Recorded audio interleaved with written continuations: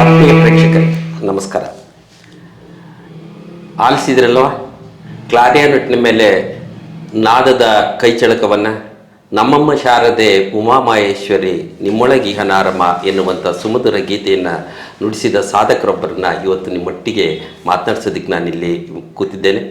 ಆತ್ಮೀಯ ಪ್ರೇಕ್ಷಕರೇ, ಚಿತ್ರದುರ್ಗದ ಬಿಸಿ ಸುದ್ದಿ ನ್ಯೂಸ್ ಪೋರ್ಟಲ್ ಅರ್ಪಿಸುವ ಕೋಟೆನಾಡಿನ ಸಾಧಕರು ಕಾರ್ಯಕ್ರಮದ ಇಂದಿನ ನಮ್ಮ ಅತಿಥಿ ಚಿತ್ರದುರ್ಗದಲ್ಲಿ ಹೆಸರಾಂತ ಶಾರದಾ ಬ್ರಾಸ್ ಬ್ರ್ಯಾಂಡ್ನ ಮಾಲೀಕರು ಮತ್ತು ಗಾಯಕರು ಕಲಾವಿದರು ಆದಂತಹ ಹಿರಿಜೀವ SV ಗುರುಮೂರ್ತಿಯವರನ್ನು ಈ ಕಾರ್ಯಕ್ರಮಕ್ಕೆ ನಾನು ಆತ್ಮೀಯವಾಗಿ ಬರ್ಮಾಡ್ಕೊಳ್ತೇನೆ. ಸರ್, ತಮಗೆ ಅಭಿಮಾನದ ಸ್ವಾಗತ. ನಮಸ್ಕಾರ ಸರ್. ಗುರುಮೂರ್ತಿಯವರು ಈಗ ತಾನೇ ನುಡಿಸಿದಂತಹ ಆ ವಾದ್ಯ, ಅಲ್ಲಿ ಮೂಡಿಬಂದಂತಹ ನಾದ ಪ್ರೇಕ್ಷಕರ ಗಮನ ಮತ್ತು ಅವರ ಮನಸ್ಸನ್ನು ನಿಮ್ಮ ಕಡೆ ಸೆಳೀತು ಅಂತ ಭಾವಿಸ್ತೇನೆ. ಹೀಗೆ ಒಂದು ವಾದ್ಯವನ್ನು ನುಡಿಸುವುದರ ಮೂಲಕ ಹೊಟ್ಟೆಪಾಡಿಗಾಗಿ ಆರಂಭ ಆದಂಥ ನಿಮ್ಮ ವೃತ್ತಿ ಇವತ್ತು ಚಿತ್ರದುರ್ಗ ಹೆಸರಾಂತ ಶಾರದಾ ಬ್ರಾಸ್ ಬ್ಯಾಂಡ್ನ ಮಾಲೀಕರನ್ನುವಂತಹ ಪದವಿಗೇರಿಸಿದೆ. ಈ ಹಿನ್ನೆಲೆ ಒಳಗೆ ಗುರುಮೂರ್ತಿಯವರ ಬಾಲ್ಯದ ಬದುಕು ಹೇಗೆ ಮೂಡಿಬಂತು ಸರ್? ಇದಕ್ಕೆ ಮೂಲತಃ ನನಗೆ ಗುರು ನಮ್ಮ ತಂದೆಯವರ ಹೆಸರು ತಂದೆಯ ಹೆಸರು ವೀರಬಸಪ್ಪ ಅಂತ ಕೂಡ ಹೆಸರಾದ್ರೂ ಕೂಡ ಅವ್ರ ಪ್ರಖ್ಯಾತಿ ಆಗಿದ್ದು ಬ್ಯಾಂಡ್ ಬಸಣ್ಣ ಅಂತ. ಬ್ಯಾಂಡ್ ಬಸಣ್ಣ ಚಿತ್ರದುರ್ಗದೆಲ್ಲ ಬ್ಯಾಂಡ್ ಬಸಣ್ಣ ಅಂತಲೇ ಹೆಸರು. ಯಾರು ವೀರಬಸಪ್ಪ ಅಂತ ಕರೀಲಿಲ್ಲ. ಬ್ಯಾಂಡ್ ಬಸವಣ್ಣ ಯಾರು ಎಂತ ಕಾರ್ಯಕ್ರಮ ಬ್ಯಾಂಡ್ ಬಸವಣ್ಣ ಹೇಳೋರು, ಮಠದ ಕಾರ್ಯಕ್ರಮ ಬ್ಯಾಂಡ್ ಬಸವಣ್ಣ ಹೇಳಿ ಬ್ಯಾಂಡ್ ಬಸವಣ್ಣ ಅಂತ ಗುರುತಿಸಿದ್ದು. ಇದಕ್ಕೆ ಮೂಲ ಕಾರಣ ನಮ್ಮ ಮೂಲ ಸಂಸ್ಥಾಪಕರು ಅವರೇನೆ, ನನಗೆ ಗುರುಗಳು ಅವರೇನೆ, ನನ್ನ ಮಾರ್ಗದರ್ಶನ ಅವರೇನೆ. ಅಂದ್ರೆ ಇಂದಿನ ಕಾಲದಲ್ಲಿ ಮದುವೆ ಮುಂಜಿ ಶುಭ ಕಾರ್ಯ ಮತ್ತ ಯಾವ್ದಾದ್ರು ಅದ್ಧೂರಿ ಮೆರವಣಿಗೆಗಳು ಬಂದ್ರೆ ಇಲ್ಲ ಒಂದ್ ಕಡೆ ತಮಟೆ ವಾದ್ಯಗಳ ಸದ್ದು, ಮತ್ತೊಂದ್ ಕಡೆ ಬಾರಿಸುವಂತಹ ಕೆಲವು ಉರುಮೆಗಳ ಸದ್ದು, ಮೂರನೇದ್ರಾಗಿ ಹೆಸರಾಗಿದ್ದಂತ ಮತ್ತು ರಿಚ್ ಆಗಿದ್ದಂಥದ್ದು ಅಂದ್ರೆ ಬ್ಯಾಂಡ್ ಸೆಟ್. ಆ ಹೊತ್ತಿನ ಬ್ಯಾಂಡ್ ಸೆಟ್ಟು, ನಿಮ್ಮ ತಂದೆಯ ಕಾಲದ ಆ ಬ್ಯಾಂಡ್ ಸೆಟ್ಟು ಬ್ರಾಸ್ ಬ್ಯಾಂಡ್ ಆಗಿ ಪರಿವರ್ತನೆಗೊಂಡಿದ್ದು ಯಾಕೆ? ಬ್ರಾಸ್ ಬ್ಯಾಂಡ್ ಅಂದ್ರೆ ಅವಾಗ ಬ್ರಾಸ್ ಅಂದ್ರೆ ಜನಗಳಿಗೆ ಅಷ್ಟಾಗಿ ವಿಶೇಷ. ಬ್ಯಾಂಡ್ ಅಂದ್ರೆ ಬ್ಯಾಂಡ್ ಸೆಟ್. ಇದು ಬ್ರಾಸ್ ಬಂದ್ರೆ ಇದು ಎತ್ತಾಳಿಯಿಂದ, ಇವೆಲ್ಲ ಎತ್ತಾಳಿಯಿಂದ ವಾದ್ಯ ತಯಾರಾಗ್ತದೆ. ಇದನ್ನ ನಾನು ಯಾವುದೋ ಒಂದು ಇದರಲ್ಲಿ ಪತ್ರಿಕೆಯಲ್ಲಿ ನೋಡಿ ಅದು ಬ್ರಾಸ್ ಬ್ಯಾಂಡ್ ಅಂತ. ನಮ್ಮ ಶಾರದಾ ಎಲ್ಲ ಕೆಲವರೆಲ್ಲ ಅವರು ವೈಯಕ್ತಿಕ ಹೆಸರು Maruti brass band, Guru brass band, Anjanappa brass band ಅಂತ ಇರ್ತಾರೆ. ನಾನು ಶಾರದಾ ಅಂತ ಬಿಟ್ಬಿಟ್ಟು ಯಾವುದೋ ಇದೆ ಇಲ್ಲ ಅಂತೇಳಿ ಶಾರದಾ ಬ್ರಾಸ್ ಬ್ಯಾಂಡ್ ಅಂತ ನೇಮಕ ಮಾಡಿ ಅದನ್ನ ನಮ್ಮ ತಂದೆ ವೃತ್ತಿನ ಮುಂದುವರ್ಸ್ಕೊಂಡು ಬಂದೆ. ಬಹುಶಃ ನೀವು ಎಲ್ಲ ಕಡೆನೂ ನಿಮ್ಮ ಒಂದು ಕಾರ್ಯಕ್ರಮ ಆರಂಭ ಆಗ್ಬೇಕಾದ್ರೆ ಅದೇ ಉದ್ದೇಶಕ್ಕೆ ನಮ್ಮಮ್ಮ ಶಾರದೆ ನುಡಿಸ್ತಾ ನಮ್ಮಮ್ಮ ಶಾರದೆ, ತದನಂತರ ವಿಘ್ನೇಶ್ವರ. ಇವೆರಡು ನುಡಿಸಿ ಮುಂದಿನ ನಾವು ಆ ಕಡೆ ಬೇರೆ ಅವು ಯಾವ ಭಕ್ತಿಗೀತೆ ಇರ್ಕೆ ಅವ್ರಿಗೆ ಜನಗಳು ಏನು ಪ್ರೇಕ್ಷಕರು ಹೆಂಗೆ ಕೇಳ್ತಾರೆ ಅದನ್ನು ನಾವು ನುಡಿಸ್ಕೊಂತ ಕಾರ್ಯಕ್ರಮ ಯಶಸ್ವಿ ಮಾಡಿ. ಅಲ್ಲ, ನೀವು ಬಾಲ್ಯದಲ್ಲಿ ತುಂಟಾಟ ಮಾಡ್ಕೊಂತ ಆ ಕಡೆ ಈ ಕಡೆ ಸಂಬಂಧಿಕರ ಮನೆಗಳಲ್ಲಿ ಓಡಾಡ್ಕೊಂತ, ಜೊತೆಗೆ ನಿಮ್ಮ ಸ್ನೇಹಿತರ ಜೊತೆಗೆ ಆ ಒಂದು ಓಲ್ಡ್ ಮಿಡ್ಲ್ ಸ್ಕೂಲ್ ಮೈದಾನದಲ್ಲಿ ಓಡಾಡ್ಕೊಂತ ಚಿತ್ರದುರ್ಗದ ಬೀದಿಗಳಲ್ಲಿ ಕೋಟೆಗಳಲ್ಲಿ ತಿರುಗಾಡ್ತಾ ಇರ್ಬೇಕಾದ್ರೆ ನಾನು ಒಂದ್ ದಿವಸ ಒಂಥದೊಂದು ಬ್ರಾಸ್ ಬ್ಯಾಂಡಿನ ಮಾಲೀಕ ಆಗ್ತೀನಿ ಅಂತ ಅನ್ನಿಸಿತ್ತ, ಅಥವಾ ಅದೇನಾದ್ರೂ ನಿಮ್ಗೆ ಬೇರೆಯವರ ಸ್ಫೂರ್ತಿಯಿಂದ ಇದನ್ನ ಪಡ್ಕೊಂಡದ್ದ? ಇಲ್ಲ ಸರ್, ನಂದು ಯಾವ ಮೂಲ ಉದ್ದೇಶ ಏನಿರಲಿಲ್ಲ. ಕಾರಣ ನಾ 80ರಲ್ಲಿ ನಮ್ಮ ತಂದೆಯವರು ಕಾಲ ಆದರು. ತೀರ್ಕೊಂಡು ಹೋದಾಗ ನಾವು ನಮ್ಮಲ್ಲಿ ಈ ಚಿತ್ರದುರ್ಗದಲ್ಲಿ ಎಲ್ಲ ಕಡೆ ಕೂಡ ಯಾರು ತೀರಿದ್ರು ಕೂಡ ಬ್ಯಾಂಡ್ ಸೆಟ್ ಮುಖಾಂತರ ಅವ್ರ ಅಂತ್ಯಕ್ರಿಯೆ ಶವಯಾತ್ರೆ ಮಾಡಿ ಆಮೇಲೆ ಅಂತ್ಯಕ್ರಿಯೆ ಮಾಡೋದು ಸಹಜ ನಮ್ಮ ಹಿಂದೂ ಸಂಸ್ಕೃತಿ. ಇದೇ ಥರ ನಮ್ಮ ತಂದೆರು 1980 ತೀರ್ಕೊಂಡ್ರು. ನಾನು ಮನೆಯಲ್ಲಿ ಪೇಟ ಕಟ್ಟಿ ನನಗೆ ಕಿಚ್ಚು ಕೊಟ್ರು. ನಾನೇನಾಗಿತ್ತು, ನಮ್ಮ ತಂದೆ ಇಷ್ಟಕ್ಕೊಂದು ಹೆಸರು ಮಾಡಿದ್ದಾರೆ, ಸುಮ್ಮನೆ ಇಲ್ಲಿಂದ ಸೀದಾ ಜೋಗಿಮಟ್ಟಿ ರೋಡ್ ತಗೊಂಡು ಹೋಗೋದು ಬೇಡ, ಒಂದು ಊರಲ್ಲಿ ಅಟ್ಲೀಸ್ಟ್ ಇಂಥ ಕಲಾವಿದರಿದ್ರು ಅವ್ರಿಗೆ ಇಲ್ಲ ಅನ್ನೋದು ಜನಗಳು ಸ್ವಲ್ಪ ಮನವರಿಕೆ ಆಗಲಿ ಅಂತ ಉದ್ದೇಶದಿಂದ ಒಂದು ಪ್ರೊಸೆಷನ್ ಮಾಡಿದ್ವಿ. ನಮ್ಮ ಬ್ಯಾಂಡ್ನಿಂದ ನಮ್ಮ ತಂದೆಯ ಕಾಲ ಸಮಕಾಲೀನ ಇಟ್ಕೊಂಡು ಬ್ಯಾಂಡ್ ಸೆಟ್ ಮಾಡ್ಕೊಂಡು ನಾನು ಕಿಚ್ಚಿಡ್ತಿದ್ದೀನಿ, ಹೆಣ ಬಾಡಿ ತಗೊಂಡು ಹೋಗ್ತಾ ಇದ್ದೀವಿ. ಸರ್ಕಲ್ಲಿಗೆ ಬಂದು ಈ ಕಡೆ ಮೆರಣಿಗೆ ಬಂದು ದೊಡ್ಡಪೇಟೆ ಚಿಕ್ಕಪೇಟೆಲ್ಲೇ ಬಂದಾಗ ಸಾಕಷ್ಟು ಜನ ಸೇರಿತ್ತು, ಊರಿನ ಪ್ರಮುಖರು ಎಲ್ಲ. ಕಾರಣ ನಮ್ಮ ತಂದೆಯರು ಇಂಥ ಸಮುದಾಯದ ಕಾರ್ಯಕ್ರಮ ಮಾಡಿಲ್ಲ ಅನ್ನಂಗಿಲ್ಲ. ಯಾವುದೇ ಕಾರ್ಯಕ್ರಮ ಇರಲಿ, ಒಳ್ಳೇದಿರಲಿ ಕೆಟ್ಟದಿರಲಿ, ಮದುವೆ ಮುಂಜೆ ದೇವ್ರ ಕಾರ್ಯ, ಬ್ಯಾಂಡ್ ಬಸವಣ್ಣ ಸೆಟ್ ಇರಬೇಕು. ಇಂಥ ಜನ ಸಂದರ್ಭದಲ್ಲಿ ನಾವು ಕಿಚ್ಚಿಡ್ಕೊಂಡು ಹೋಗ್ತಿರ್ತೀವಿ. ಯಾರಂತೆ ಅಕ್ಕಪಕ್ಕ ಜನ ವಾದ್ಯ ಸೌಂಡ್ ಆದ ತಕ್ಷಣ ಅಕ್ಕಪಕ್ಕ ಮೆರವಣಿಗೆ ಏನು ಬರ್ತಾ ಇದ್ರು ನೋಡೋದ್ರಿಂದ ಭಾಳ ಗಮನವ್ರು ನೋಡ್ತಾರೆ. ಅವ ನಾನು ಯಾರಂತೆ, ಅಯ್ಯೋ ಬ್ಯಾಂಡ್ ಬಸವಣ್ಣ ಅಂತೆ ನನ್ನ ಮದುವೆ ಮಾಡಿದ್ರು, ಮದುವೆ ಮಾಡಿದ್ರು, ನಂದಿದೆಲ್ಲ ಈ ಕಾರ್ಯಕ್ರಮ ಮಾಡಿದ್ದು. ಬೇರೆ ನಮ್ಮ ಸಮುದಾಯದವರಲ್ಲ, ಊರಿನ ಜನ ಅಳ್ತಾ ಇದ್ದನ್ನು ನನ್ನ ಕಣ್ಣಾರ ನಡೀತು. ನನಗೆ ಸ್ಫೂರ್ತಿ ಅದು. ಅಯ್ಯೋ ಅಂತ ನಮ್ಮ ಸಂಬಂಧಿಕರೆಲ್ಲ ಸಾರಿಗೆಲ್ಲ ಊರ್ನೇರು ನಮ್ಮ ಅಪ್ಪನ ಹೆಣ ತಗೊಂಡೋಗ್ಬೇಕಾದ್ರೆ ಅಳ್ದಾರ ಅಂದಿದ್ದನ್ನು ನಾನು ಯಾಕೆ ಮುಂದುವರ್ಸ್ಕೊಂಡು ಬಂತು ನನ್ನ ತಲೆಗೆ ಅವಾಗಲೇ ಬಂದ್ಬಿಡ್ತು. ಏನಾರ ಕಷ್ಟ ಆಗಲಿ, ಇದರಿಂದ 3 ಮನೆ ಭಿಕ್ಷೇತ್ರ ಚಿಂತೆ ಇಲ್ಲ, ಇದನ್ನ ಮುಂದುವರ್ಸ್ಕೊಂಡು ಹೋಗ್ಬೇಕು ಅಂತ. ಅವಾಗ ಇನ್ನೂ ನನಗಿನ್ನೂ ಕಲಿಕೆ. ಅವಾಗ ಕಲಿಯಲ್ಲ, ಈ ಜನ ಎಲ್ಲ ಅಕ್ಕಪಕ್ಕ ಎಲ್ಲ ಬೇಸಪ್ಪ, ಏನು ನಿನ್ ಕಾಲಾಗ ಏನು ನಾವೇನು ಊರ ಮನೆಯಾಗ ಇರ್ಬೇಕ ಬೇಡಪ್ಪ, ಆಗ್ಲಲ್ಲ ಓದೋದು. ಈಗ ಏನ ಕಲಿಬೇಕು ಅಂತ ಆಸೆ, ಕೋಟೆಗೆ ಹೋಗ್ಬಿಡೋದು. ಯಾವ್ದೋ ಸೊಂದೆ ಕೋಟೆ ಇತ್ತು ಅಂತ ಕಲ್ಲಿನ ಕೂತ್ಕೊಂಡು ಯಾರು ಕೇಳ್ಬೇಕು. ಅಲ್ಲಿಂದ ಬಂದು ವೆಂಕಟರಮಣ ದೇವಸ್ಥಾನ, ಅವಾಗ ಇನ್ನು ಬ್ಯಾಂಕಲ್ಲಿ ಮನೆಗಳು ಇರಲಿಲ್ಲ, ದೇವಸ್ಥಾನದಾಗ ಕೂತ್ಕೊಂಡು ಬಾರಿಸೋದು. ಅಂದ್ರೆ ಸಾಧನೆ ಮಾಡ್ತಾ ಇದರಲ್ಲೇ ಪೂರ್ತಿ ನಮ್ಮ ತಂದರೆ ಜೊತೆ ಸ್ಫೂರ್ತಿನೂ ಹೌದು, ಗುರುವಾಗಿನೂ ಹೌದು, ಮಾರ್ಗದರ್ಶಕರಾಗಿನೂ ಹೌದು, ನಿಮಗೆ ಸ್ಫೂರ್ತಿ ತಂದ್ರು. ಈ ಬ್ಯಾಂಡ್ ಬಸಣ್ಣ ಅನ್ನೋ ಹೆಸರಿದೆಯಲ್ಲ, ಅವರು ಆವತ್ತಿನ ದಿನ ಜನ ಕಂಬನಿಗರಿಯೋದಕ್ಕೆ ಏನ್ ಕಾರಣ ಅಂತ ಹೇಳಿದ್ರೆ ಅವ್ರು ಮಾಡಿದ ಸೇವೆ. ಸತ್ಯ. ಬಹುಶಃ ಯಾರಲ್ಲಿ ದುಡ್ಡು ಅಧಿಕಾರ ಅಂತಸ್ತಿದ್ರೆ ಆ ಕ್ಷಣಕ್ಕೆ ಮಾತ್ರ ನೆನೆಸ್ತಾರೆ. ಈ ತರದ ಸೇವೆ ಮಾಡಿದವ್ರನ್ನ ಅವರ ಸಾವಿನಲ್ಲೂ ಜನ ಶುಭ ಹಾರೈಸ್ತಾರೆ ಅನ್ನೋದಕ್ಕೆ ಇದೊಂದು ದಾನಿ. ಬಹುಶಃ ನೀವು ಬಾಲ್ಯದಲ್ಲಿದ್ದಾಗ ನಿಮ್ ತಂದೆ ಒಳ್ಳೆ ಕಾರ್ಯಗಳಿಗಿರ್ಬೋದು, ಅಶುಭ ಕಾರ್ಯಗಳಿರ್ಬೋದು, ಶವ ಸಂಸ್ಕಾರಕ್ಕೆ ಹೋಗ್ತಾ ಇದ್ರು ಅಂತ ಹೇಳಿದ್ವಿ. ಅವುಗಳಲ್ಲಿ ನಿಮ್ಮ ಬಾಲ್ಯದ ಒಂದು ಸುಂದರ ನೆನಪು ಅಂತ ಹೇಳಿದ್ರೆ ಚಿತ್ರದುರ್ಗದ ಹೆಮ್ಮೆಯ ದಿವಂಗತ ಮಾಜಿ ಮುಖ್ಯಮಂತ್ರಿಗಳಾದ ನಮ್ಮ ನಿಜಲಿಂಗಪ್ಪನವರ ಒಂದು ಮೆರವಣಿಗೆ ನೆನಪನ್ನ ಮಾಡ್ಕೊಳ್ಳಿ. ನಿಜಲಿಂಗಪ್ಪನವ್ರ ಮೆರವಣಿಗೆ ಅಂದ್ರೆ ಅದು ಇಸ್ವಿ ನೆನಪಿಲ್ಲ. ನಿಜಲಿಂಗಪ್ಪನವರು ಕಾಂಗ್ರೆಸ್ ಅಧ್ಯಕ್ಷರು ಮತ್ತು ಆಗಿನ ರಾಜ್ಯದ ಮುಖ್ಯಮಂತ್ರಿಯಾಗಿ ಪ್ರಪ್ರಥಮ ಚಿತ್ರದುರ್ಗ ನಗರಕ್ಕೆ ಭೇಟಿಯಾದಾಗ ಅವ್ರದ್ದು ಜೀಪಲ್ಲಿ, ಓಪನ್ ಜೀಪಲ್ಲಿ ಮೆರವಣಿಗೆ ಇತ್ತು. ಅವಾಗ ನಮ್ಮ ತಂದೆಯವ್ರ ಬ್ಯಾಂಡ್ ಇತ್ತು. ನಾನು ಕೂಡ ಯಾವುದೋ ಚಿಕ್ಕ ವಾದ್ಯ ತಗೊಂಡು ಹೋಗಿದ್ದು ನೆನಪಿದೆ. ಅವಾಗ ಆ ಸಮಯದಲ್ಲಿ ಪ್ರಭಾತ್ ಸರ್ಕಸ್ ಅಂತ ಓನ್ ಬಿಳಿಸ್ಕೊ ಗ್ರೌಂಡಲ್ಲಿ ಹಾಕಿದ್ರು. ಆವಾಗ ಸರ್ಕಾರ ಅವರೇ ಮುಖ್ಯಮಂತ್ರಿಗಳು ಬರ್ತಾರಿಂದ ಸರ್ಕಸ್ ಇರ್ತಕ್ಕಂಥ ಆನೆ, ಕುದುರೆ, ಒಂಟೆ, ಆ ಜನ, ಆ ಪೊಲೀಸು, ಅವಾಗೆಲ್ಲ ಪೊಲೀಸ್ ಯೂನಿಫಾರ್ಮ್ ಎಲ್ಲ ಹಾಫ್ ನಿಕ್ಕರ್ ಇಲ್ಲಿ ತನಕ ಗೆಟ್ರ್ ಕಟ್ಕೊಂಡು ಕಾಕಿ ಕಾಲ್ ಚೀಲ ಕಟ್ಕೊಂಡು ಆ ವೈಭವ ದಸರಾ ಮೈಸೂರು ಮೀರ್ಸಿತ್ತು ಆವತ್ತಿನ ಕಾಲದಲ್ಲಿ. ಅದು ಒಂದು ಸ್ಫೂರ್ತಿನೇ. ಚಿಕ್ಕದಾಗಿದ್ದಂತ ಒಂದು ಆ ಬ್ಯಾಂಡ್ ಸೆಟ್ ಅಲ್ಲಿ ಅವತ್ತು 5 ಜನ 10 ಜನ ಇಟ್ಕೊಂಡು ನಿಮ್ಮ ತಂದೆಯವರು ನುಡಿಸಿದ್ರು. ನಿಮ್ಮ ಕಾಲಕ್ಕೆ ನಿಮ್ಮ ಮಾಲೀಕತ್ವದಲ್ಲಿ ಅದರಲ್ಲಿ ಸುಮಾರು 25ಕ್ಕೂ ಹೆಚ್ಚು ಜನ ಕಲಾವಿದರಿಗೆ ನೀವು ಆಶ್ರಯ ಕೊಟ್ರಿ ಅಂತ ಅನ್ನಿಸ್ತು. ನಮ್ಮ ಸಮುದಾಯಕ್ಕೆ ಏನಾರು ಒಂದು ಕೊಡಬೇಕು, ಮಕ್ಕಳನ್ನ ನಮ್ಮ ಸಮುದಾಯದವ್ರು ಇಟ್ಕೊಂಡು. ಯಾಕಂದ್ರೆ ಇಲ್ಲಿ ಏನಾಗುತ್ತೆ ಸರ್ ಅಂದರೆ, ಏನೋ ಯಾರೋ ಒಂದು 10 ರೂಪಾಯಿ 50 ರೂಪಾಯಿ 100 ರೂಪಾಯಿ ದುಡಿತಾರೆ, ಎಲ್ಲ ದುಶ್ಚಟ ಕೂಲಿಗೂ ಬಲಿಯಾಗ್ಬಿಡ್ತಾರೆ. ಇದಕ್ಕೆಲ್ಲ ಅವಕಾಶ ಕೊಡಿದಾಗ ನಮ್ಮಲ್ಲಿ ಅನೇಕ ಸಮುದಾಯದವರು ಭಾಳ ಜನ ನಮ್ಮಿಂದ ಕಲ್ತೆಲ್ಲ ಹೋಗಿ ಅವರ ಸ್ವಂತಕ್ಕೆಲ್ಲ ಮಾರ್ಕೊಂಡಿದ್ದಾರೆ.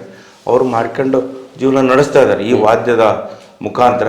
ನಾವು ಹೇಳೋದಿಷ್ಟೇ, ಕಲೀರಿ, ಮಕ್ಕಳು ವಿದ್ಯಾವಂತರು ಮಾಡ್ರಿ. ಡಾಕ್ಟರ್ ಬಾಬಾ ಸಾಹೇಬ್ ಅಂಬೇಡ್ಕರ್ ವಾಣಿಯಂತೆ ಶಿಕ್ಷಣವೇ ಶಕ್ತಿ. ಶಿಕ್ಷಣ ಮಕ್ಳಿಗೆ ಕೊಡ್ರಿ, ಹೆಣ್ಮಕ್ಳನ್ನೆಲ್ಲ ಕೂಲಿಗೆ ಕಳಿಸ್ಬೇಡ್ರಿ. ಹೆಣ್ಮಕ್ಳು ಸುಖವಾಸ ಹಾಕ್ರಿ. ಇವತ್ತು ಏನು ಕಲಾವಿದ್ರದ್ದು ಏನು ಒಂದು ಕೆಟ್ಟ ಲಕ್ಷಣ ಅಂದ್ರೆ ಏನಾರು ಒಂದು 500-1000 ದುಡಿದ್ರೆ ಫಸ್ಟ್ ಎಣ್ಣೆ, ಆಮೇಲೆ ಚಿಕನ್ ಬಿರಿಯಾನಿ ಅದು ಇದು ತಿಂದ್ಬಿಡೋದು, ಅಲ್ಲಿ ಮುಗಿದೋದು, ಕ್ಷಣಿಕ ತೃಪ್ತಿಗೆ ಒಳಗೊಂಡ್ಬಿಡ್ತಾರೆ. ನಾನು ಇದು ವಿರುದ್ಧ ನನಗೆ ಕುಡುಕರಿಗೆ ಮಾಡ್ರೆ ನಾನು ಆರ್ಟಿಸ್ಟನ್ನು ನಾನು ಸೇರಿಸಲ್ಲ. ನಾನು ಎಷ್ಟು ಸಾಧ್ಯ ಆಗುತ್ತೋ ಅನೇಕ ದೇವ್ರ ದಿನ ಶಿರ್ಡಿಗೆಲ್ಲ ಕರ್ಕೊಂಡೋಗಿ ಅವರಿಗೆಲ್ಲ ದರ್ಶನ ಮಾಡಿಸಿ ಅಲ್ಲಿ ಬಾಬನ ಸಮಾಧಿ ಮೇಲೆ ಇಟ್ಟು ಅವರು ಪ್ರಮಾಣ ಮಾಡಿಸಿ ಕೂಡ ನನ್ನ ಇದರಲ್ಲಿ ನೆನಪು. ಅಂದ್ರೆ ಗುರುಮೂರ್ತಿಯವರ ಈ ಬ್ಯಾಂಡ್ ಸೆಟ್ ನಲ್ಲಿ ಮೊದಲ ಅರ್ಹತೆ ಅಂದ್ರೆ ದುಶ್ಚಟ ಇರಬಾರ್ದು, ದುಡ್ದಾಣವನ್ನ ಸಂಸಾರಕ್ಕೆ ವಿನಿಯೋಗಿಸಬೇಕು, ಮನೆಯಲ್ಲಿರ್ತಕ್ಕಂಥ ಮಕ್ಕಳಿಗೆ ಶಿಕ್ಷಣ, ತಾಯಂದ್ರು ಅಥವಾ ಹೆಣ್ಣು ಮಕ್ಕಳನ್ನು ಸುಖವಾಗಿ ಸಾಕಬೇಕು, ಸಮಾಜದಲ್ಲಿ ಒಳ್ಳೆ ವ್ಯಕ್ತಿಗಳು ಆಗಬೇಕು. ಒಂದು ಇರುವೆ 6 ತಿಂಗಳ ಹಣ ಆಹಾರ ಸಂಗ್ರಹ ಮಾಡಿಸುತ್ತೆ ಒಂದು ಇರುವೆ. ನೀವು ಮನುಷ್ಯರಾಗಿ ಏನೋ ದುಡಿದನ್ನ ದುಶ್ಚಟಕ್ಕೆ ಬಲಿಯಾಗಿ ಕುಟುಂಬ ಮಕ್ಕಳು ಬೀದಿ ತರೋದು ನನಗೆ ಇಷ್ಟ ಆಗಿಲ್ಲ. ಇವೆಲ್ಲ ಉದಾಹರಣೆ ಕೊಟ್ಟು ಎಷ್ಟೋ ಕುಟುಂಬಕ್ಕೆ ಪರಿವರ್ತನೆ ಮಾಡಿದ್ದು ನನಗೆ ಆತ್ಮ ಸಂತೋಷ ಇದೆ. ಜೊತೆಗೆ ಈಗ ಯಾವುದೋ ಒಂದು ಸಂಘ ಸಂಸ್ಥೆ ಒಂದು ಇಲಾಖೆಯ ಒಡೆಯನಾದ ತಕ್ಷಣ ನಾನು ಹೇಳ್ದಂಗೆ ಎಲ್ಲರೂ ನಡ್ಕೋಬೇಕು, ನಾನು ಹೇಳ್ದಂಗೆ ಇದಾಗಬೇಕು, ನಾನು ಮಾತ್ರ ಶ್ರೀಮಂತ ಆಗಬೇಕು ಅನ್ನುವ ಒಂದಷ್ಟು ಹೆಗ್ಗಳಿಕೆ ಇರ್ತದೆ. ಆದರೆ ಗುರುಮೂರ್ತಿಯವರು ತನ್ನ ಜೊತೆ ಇರೋರು ಎಲ್ಲರೂ ಸಹ ಕುಟುಂಬದ ಸದಸ್ಯ ಥರ ಇರಬೇಕು ಅನ್ನುವಂತಹ ಒಂದು ಧ್ಯೇಯ ಇಟ್ಕೊಂಡು ಹೊರಟಾಗ ನಿಮಗೆ ಅಭೂತಪೂರ್ವವಾದಂಥ ಒಂದಷ್ಟು ಬೆಂಬಲ ಸಿಕ್ತು. ನಿಮ್ಮ ನೆರಳಲ್ಲಿ ಅನೇಕ ಜನರಿಗೆ ಜೀವನ ಮಾರ್ಗದರ್ಶನ ಸಿಕ್ತು. ಅದರ ಕಾರಣಕ್ಕಾಗಿ ಬಹುಶಃ ಗುರುಮೂರ್ತಿಯವರಲ್ಲಿದ್ದಂತಹ ಒಂದು ಗುಣ ಮಾಯವಾಗಿ ಒಂದಷ್ಟು ದಾನ ಧರ್ಮ ಮುಗ್ದೊಂದು ಮಾಡುವಂಥದ್ದು ಮೂಡಿ ಬಂತು. ನೀವು ಸಮಾಜಕ್ಕಾಗಿ ಯಾವ್ಯಾವ ಕೆಲಸಗಳನ್ನು ಮಾಡ್ತಾ ಹೊರಟ್ರಿ ಸರ್? ಸಮಾಜಕ್ಕೆ ನಾವು ನಮ್ಮ ತಂದೆಯ ಜೋಗಿಮಠದಲ್ಲಿ ನೋಡಿರ್ತಕ್ಕಂಥ ರುದ್ರಭೂಮಿ ಮೇಲೆ ಸಂಸ್ಕಾರ ಮಾಡಿದಾಗ ಅಲ್ಲಿ ಸುಮಾರು 10-12 ಅಡಿ ಎತ್ತ ಗುಂಡಿಗಳು ಎಲ್ಲ ಮನೆ ಕಟ್ಟಕ್ಕೆಲ್ಲ ಗುಂಡಿಗಳೆಲ್ಲ ತೆಗೆದುಬಿಟ್ಟಿದ್ರು. ನಮ್ಮ ತಂದೆ ಸಂಸ್ಕಾರ ಮಾಡಿದಾಗ ನೀರಿಲ್ಲ, ಲೈಟ್ ಇಲ್ಲ, ದಾರಿ ಇಲ್ಲ, ಕಲ್ಲು ಪೊದೆ ಥರ ಇತ್ತು. ನಾವು 2005ರಲ್ಲಿ ಕೋವಿಡ್ ತದನಂತರ ನಾವು ಅದನ್ನು ನೋಡಿ ಕೆಲವರು ಕೋವಿಡ್ಗಳೆಲ್ಲ ಸುಮಾರು ನಮ್ಮ ಜೊತೆಗಾರೆಲ್ಲ ಸೇರಿ ಅನೇಕ ಸಂಸ್ಕಾರ ಕೂಡ ನಾವು ಮಾಡಿದ್ವಿ. ಇದರಲ್ಲಿ ನಾವು ಅದನ್ನು ನೋಡಿ ಈ ಜೀವನದಲ್ಲಿ ಏನಾರು ಒಂದು ಸಮಾಜಕ್ಕೆ ನಾವು ಒಂದು ಕೊಡುಗೆ ಕೊಡಬೇಕು ಅಂತೇಳಿ ನಾವು ಅಲ್ಲಿ ಜೋಗಿಮಠದಲ್ಲಿ ನೋಡುತ್ತೆ. ಅಲ್ಲಿ ಹಿಂದೂ ರುದ್ರಭೂಮಿ ಅಂದರೆ ಅಲ್ಲಿ 14 ಸಮುದಾಯದವರು ಅಲ್ಲಿ ಅಂತ್ಯಕ್ರಿಯೆ ಮಾಡ್ತಾರೆ. ಅದಕ್ಕೆ 4 ಸಮುದಾಯದವ್ರನ್ನ ಕೂಡ ಒಬ್ಬೊಬ್ಬರು ಮುಖಂಡರನ್ನ ಕರೆಸಿ ನಾವೊಂದು ಸಭೆ ಸೇರಿ ಈ ಥರ ಬಿಟ್ಟರೆ ಆಗಲ್ಲ, ಏನಾನಕ್ಕೆ ನಾವು ಇಲ್ಲೊಂದು ಅಂತ್ಯಕ್ರಿಯೆ ಮೂಲಭೂತ ಸೌಕರ್ಯ ಒದಗಿಸ್ಕೊಡ್ಬೇಕು ಅಂತೇಳಿ ಅವತ್ತಿಂದ ಪಣ ತೊಟ್ಟು ನಗರಸಭೆಯಿಂದ ಸರ್ಕಾರದಿಂದ MLA ಫಂಡ್ಗಳಿಂದ ಅಷ್ಟು ಕಲೆಕ್ಟ್ ಮಾಡಿ ಊರಿನ ಜನ ತುಂಬ ಜನ ಸಹಾಯ ಸಹಕಾರ ಮಾಡಿದ್ದಾರೆ. ಅಲ್ಲಿ ಮುಕ್ತಿನಾಥೇಶ್ವರ ಅಂತ ದೇವಸ್ಥಾನ ಅತ್ಯದ್ಭುತವಾದಂಥ ದೇವಸ್ಥಾನ, ಮೂಲಭೂತ ಸೌಕರ್ಯ, ನೀರು, ಶೌಚಾಲಯ. ಅದು ಆದಮೇಲೆ ಅದನ್ನು ಈಶ್ವರನ ಸ್ವಸ್ಥಾನ ರುದ್ರಭೂಮಿ, ಈಶ್ವರನ ಸ್ಟ್ಯಾಚ್ಯೂ ಮಾಡಬೇಕು ಅಂತ ಎಲ್ಲ ಟ್ರಸ್ಟ್. ಚಿತ್ರದುರ್ಗದಲ್ಲಿ ಬಹುಶಃ ಎತ್ತರದ ಸ್ಟ್ಯಾಚ್ಯೂ ನನ್ನ ಮುರುಡೇಶ್ವರ ಬಿಟ್ಟರೆ ಅದು 2ನೇದು ಅಂತ ನಾವು ಭಾಷೆ. ಓಕೆ. ಬಹುಶಃ ಈಶ್ವರನ ಒಂದು ಆವಾಸ ಸ್ಥಾನ ಅದು ಅಂತ ಮಾಡಿದ್ದು. ಈಗ ಜನಕ್ಕೆ ಸ್ಮಶಾನಕ್ಕೆ ಹೋಗೋದು ಅಂದ್ರೆ ಒಂದಷ್ಟು ಭಯ ಹಿಂಜರಿಕೆ ಹೋಗಿ ಇವತ್ತು ಆ ಮೂರ್ತಿಯ ಕಾರಣಕ್ಕಾಗಿ ಅಲ್ಲಿ ಬಹುದೊಡ್ಡದಾದಂತಹ ಜಾತ್ರೆ ತರ ಮತ್ತೆ ಉತ್ಸವ ಪೂಜಾ ಪುನಸ್ಕಾರ ನಡೀತಾ. ಅದ್ರ ಜೊತೆಗೆ ನೆನಪುಳ್ಳಿ ಉಳಿಯುವಂತಹ ಒಂದು ಘಟನೆ ಅಂತ ಹೇಳಿದ್ರೆ ಕಾರ್ಗಿಲ್ ಯುದ್ಧದ ಸಂದರ್ಭದಲ್ಲಿ ನಾಡಿನ ಸೇವೆಗಾಗಿ ಪ್ರಾಣಾರ್ಪಣೆ ಮಾಡಿದಂತಹ ಯೋಧರು ಮತ್ತು ಯೋಧರ ಕುಟುಂಬಕ್ಕೆ ನೆರವಾಗಬೇಕು ಅಂತೇಳಿ ನಾಡಿನಾದ್ಯಂತ ಎಲ್ಲ ರೀತಿಯಲ್ಲಿ ದೇಣಿಗೆ ಸಂಗ್ರಹ ಕಾರ್ಯ. ಅಂತಹದೇ ಒಂದು ಕಾರ್ಯದಲ್ಲಿ ನೀವು ಭಾಗಿಯಾಗಿದ್ದು, ನೀವು ನಿಮ್ಮ ವಾದ್ಯಗಳನ್ನು ನುಡಿಸಿಕೊಂತ ಹೊರಟಿದ್ದು, ಕೊಡಪಾನಗಳು ತುಂಬುವಷ್ಟು ಕೈಲಾದ ಸಹಾಯವನ್ನ ಬೀದಿಯಲ್ಲಿ ಹಾಕಿದ್ದು ನಿಮ್ಗೆ ಎಷ್ಟು ಖುಷಿ ತಂದು ಕೊಡ್ತದೆ? ಅದಂತ ಖುಷಿ ಅದು ಹೇಳಕ್ಕಾಗಲ್ಲ ಸರ್. ಅದಕ್ಕೆ ಎಲ್ಲ ಇಂಥರ ದೇಣಿಗೆ ಕೊಟ್ಟೆಲ್ಲ ರಕ್ಷಣಾ ನಿಧಿಗೆ ನಾನು ಕೂಡ ಅವತ್ತು ಹೋಗ್ತಾ ಯಾವ್ದಾದ್ರು ಸಂಘ ಸಂಸ್ಥೆಯವರು ಡಮ್ ಹೊಡ್ಕೊಂತ ದುಡ್ಡು ಕಲೆಕ್ಷನ್ ಮಾಡ್ಕೊಂಡು ರಕ್ಷಣಾ ನಿಧಿ ಕೊಡಿದ್ದು. ನಾನು ಯಾಕೆ ಇದೊಂದು ದಂಡ ಕಟ್ ಮಾಡಬಾರ್ದು ಅಂತ 98ರಲ್ಲಿ DC ಅವರು ನಾನು ಆತ್ಮೀಯರಾಗಿದ್ರು. ಅವ್ರ ಪರ್ಮಿಷನ್ ತಗೊಂಡು ಮಾಡಿ ಒಳ್ಳೆ ಕಾರ್ಯಕ್ರಮ ಅಂತ ಬೆಂಬಲ ಕೊಟ್ಟರು. ಅವತ್ತಿಂದ ನಾವು ಕಾರ್ಯಗಳ ನಿಧಿ ಸಂಗ್ರಹ ನಿಧಿಗಂತ ಕಾರ್ಯಕ್ರಮ ಮಾಡಿ ಸರಿಸುಮಾರು ನಮ್ಮ ತಾಯಿ ಕಡೆಯಿಂದ 5,000 ರೂಪಾಯಿ ವೈಯಕ್ತಿಕ ಚೆಕ್, 68,000 ರೂಪಾಯಿ ಆಗಿನ ಕಾಲಕ್ಕೆ ನಾವು ರಕ್ಷಣಾ ನಿಧಿ ಕೊಟ್ಟು DC ಅವ್ರ ಕಡೆಯಿಂದ ಪ್ರಶಂಸೆ ತಗೊಂಡು. ಇದಕ್ಕೆಲ್ಲ ನಾನು ಒಬ್ಬನಿಂದಲ್ಲ, ಇದು ಏನೇ ನಾವು ಮಾಡಿದ ಕಡೆ ನನಗೆ ಊರಿನ ಜನ ನನಗೆ ತುಂಬಾ ಹೃದಯದ ಸಹಕಾರ ನೀಡಿದ್ದಾರೆ. ಅಂದ್ರೆ ಸಾಧನೆ ಅಥವಾ ಸಾಧಕ ಅಂತ ಹೇಳಿದ್ರೆ ಕೇವಲ ಒಬ್ಬನ ಕೈಯಿಂದ ಆಗುವಂತದ್ದಲ್ಲ, ಅನೇಕ ಜನರ ಸಹಕಾರ, ಬೆಂಬಲ ಮತ್ತು ಪ್ರೋತ್ಸಾಹ ಇದ್ರೆ ಸಾಧ್ಯ ಅನ್ನುವಂಥದ್ದು ನಿಮ್ಮ ಜೀವನದಲ್ಲಿ ಅನುಭವ. ಹಾಗೆ ನಿಮ್ಮ ಜೊತೆಯಲ್ಲಿ ಬಾಳಿ ಬೆಳಗಿದಂತಹ ಅಥವಾ ಒಡನಾಡಿಗಳಾಗಿದ್ದಂತಹ ಅನೇಕ ಜನರನ್ನು ಒಂದೊಂದು ಸಾರಿ ನಾವು ನೆನೆಸ್ಕೊಳ್ಳೇಬೇಕು. ಆ ಥರದಲ್ಲಿ ನಿಮ್ಮ ವ್ಯಕ್ತಿತ್ವದ ಹೆಗ್ಗಳಿಕೆಗೆ ಕಾರಣೀಭೂತರಾದಂಥ ಕೆಲವು ಸ್ನೇಹಿತರ ಹೆಸರುಗಳು, ಅವರ ಒಳ್ಳೆಯ ಕಾರ್ಯಗಳನ್ನು ಒಂದ್ಸಾರಿ ನೆನಪು ಮಾಡ್ಕೊಳ್ಳಿ. ನಾಗೇಂದ್ರಪ್ಪವ್ರು ಅಂತ ಅವರು ಕೂಡ ದೊಡ್ಡ ಆರ್ಟಿಸ್ಟು. ಯಾರು ನಾಗೇಂದ್ರ ಬೆಂಗಳೂರಿನವರು. ಅವರು ಮುತ್ತಣ್ಣ ಶಿವರಾಜ್ ಕುಮಾರ್ ನಡೆಸಿದಂಥ ಮುತ್ತಣ್ಣ ಪೀಪು ಓದೋ ಚಿತ್ರದಲ್ಲಿ ಸ್ಟುಡಿಯೋಕ್ಕೆಲ್ಲ ನುಡಿಸಿದರು. ಅವರು ತುಂಬಾ ಅವ್ರು ಕೂಡ ನನ್ನಲ್ಲಿ ಇದಿತ್ತು, ಒಡನಾಟ ಇತ್ತು. ತದನಂತರ ಒಬ್ಬರು ಬಸವರಾಜ್ ಅಂತ ಒಳ್ಳೆ ಗಾಯಕ, ಅವತ್ತು ಇವತ್ತು ತೀರ್ಕೊಂಬಿಟ್ಟ. ನಮ್ಮ ಮಾತು ಕೇಳಲಿಲ್ಲ. ನನ್ನ ಆಗ್ಲೇ ಹೇಳ್ದಂಗೆ ಕಲಾವಿದ ದುಶ್ಚಟ ಬಲಿ ಆದ್ರೆ ಅವ್ರ ಜೀವನ ಪರ್ಯಂತ ಸರ್ವನಾಶ ಆಗ್ತಾರೆ. ನಾವು ಹೇಳ್ತೀವಿ, ಅನೇಕ ಜನ ನಮ್ಮ ಮಾತು ಕೇಳಲ್ಲ. ಇಲ್ಲಿ ನಾನು ಹೇಳಿದ್ರೆ ನನ್ನ ಎದುರಿದ್ದು ಒಂಥರ ಇಡ್ತಾರೆ, ಮನೆಗೆ ಹೋದ್ಮೇಲೆ ಒಂದಿರ್ತಾರೆ. ಅದಕ್ಕೆ ನಾವೆಲ್ಲರೂ ಅದಕ್ಕೆಲ್ಲ ನಮ್ಮ ಮನೆ ಕಲಕ್ಕೆ ಬಿಟ್ಟು ಬರೋಕ್ಕಾಗಲಿಲ್ಲ. ಹಿಂಗಾಗಿ ಅನೇಕ ಜನ ಕಲಾವಿದರು ಬಾಳಿ ಇನ್ನೂ ಬೆಳಗಬೇಕಾದಂಥವ್ರು ಕೂಡ ನಮ್ಮ ಮುಂದೆಲ್ಲೇ ಹೊಟ್ಟೋಗ್ಬಿಟ್ರು. ನನಗೆ ಅತೀವ ದುಃಖ ಆಗುತ್ತೆ. ಆದ್ರೆ ಕೆಲವೊಂದು ಕಡೆ ನಾವು ಅನೇಕ ಜನ ಕಲಾವಿದ್ರನ್ನು ಮಾತಾಡ್ಸೋಗಂತಿರ್ತಾರೆ, ನಿಮ್ಗೆ ಗೊತ್ತಿಲ್ಲ ಮೇಷ್ಟೇ, ಅದೊಂಥರ ಟಾನಿಕ್ ಇದ್ದಂಗೆ, ನಮ್ಮ ಕಲೆಗೆ ಅದು ಪ್ರೋತ್ಸಾಹ ಕೊಡುತ್ತೆ, ನಮಗೆ ಎನರ್ಜಿ ಸಿಗುತ್ತೆ, ಆ ಕಾರಣಕ್ಕಷ್ಟೇ ಕುಡಿತೀವಿ. ಸುಳ್ಳು ಸರ್. ನಾನು ಕಲಾವಿದ. ಈ ಕೆಲವರೆಲ್ಲ ಬೆಳಿಗ್ಗೆ 5 ಗಂಟೆಗೆ ಯೋಗ ಮಾಡ್ತಾರೆ, ವಾಕ್ ಮಾಡ್ತಾರೆ, ಬೆಟ್ಟ ಹತ್ತುತ್ತಾರೆ, ಬೆಟ್ಟ ಇಳಿತಾರೆ.